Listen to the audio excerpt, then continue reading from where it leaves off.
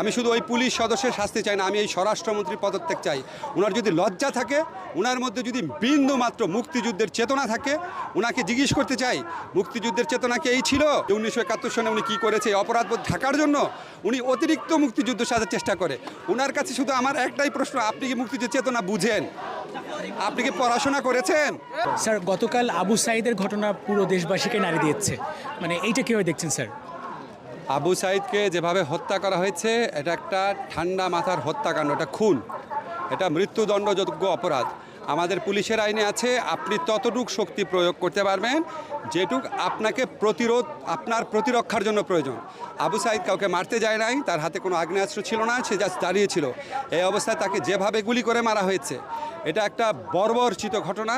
একটা দেশের বাহিনী একটা দেশের ছাত্রকে এভাবে গুলি করে মারে, আমাদেরকে এটা দেখতে হয়েছে। আমি শুধু ওই পুলিশ সদস্যের শাস্তি চাই না, আমি এই স্বরাষ্ট্রমন্ত্রীর পদত্যাগ চাই। ওনার যদি লজ্জা থাকে, ওনার মধ্যে যদি বিন্দু মাত্র মুক্তিযুদ্ধের চেতনা থাকে, ওনাকে জিজ্ঞেস করতে চাই মুক্তিযুদ্ধের চেতনা কি এই ছিল?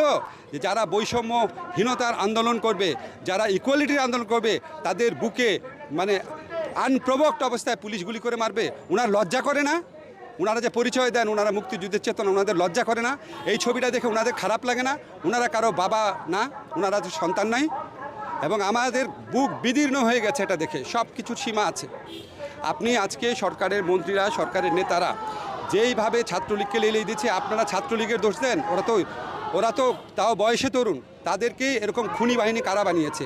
যেই ছাত্রলীগের হাত ধরে বাংলাদেশ স্বাধীন হয়েছে, সেই ছাত্রলীগকে খুনি বাহিনী কারা বানিয়েছে? যারা বানিয়েছে তাদের বিচার চাই। আর আজকে এখানে পুলিশ ঢুকানো হয়েছে, আজকে ইউনিভার্সিটি বন্ধ করে দেওয়া হচ্ছে। তো পুলিশ খুব ভালো রোল রাখছে দেখলাম। আমাদের দুইটা ছেলেকে কোটা আন্দোলন বিরোধী, কোটা সংস্কার আন্দোলনে দুইটা ছেলেকে ধরে নিয়ে গেছে আমাদের বিশ্ববিদ্যালয়ে। তো আপনারা যারা আক্রান্ত তাদের গ্রেফতার করতে পারেন, যারা আক্রমণ করে তাদের গ্রেফতার করতে পারেন না? এটা কি ধরনের দেশ? এই দেশে আমি একটা আইনের শিক্ষক, এইরকম একটা দৃশ্যের পর কেন ওই ছেলেকে গ্রেফতার করা হচ্ছে না? যারা ওই পুলিশকে কেন গ্রেফতার করা হচ্ছে না?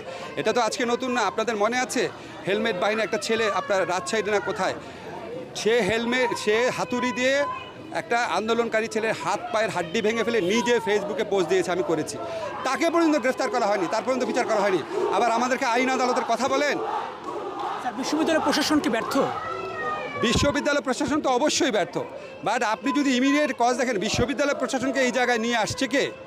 আজকে আমরা তো এরশাদ আমলেও দেখেছি বিশ্ববিদ্যালয় প্রশাসন কিছুটা হলেও কাজ করতে পারত। বিশ্ববিদ্যালয় প্রশাসনকে এই দাসসুলভ একটা এন্টিটিতে নিয়ে আসছে কে?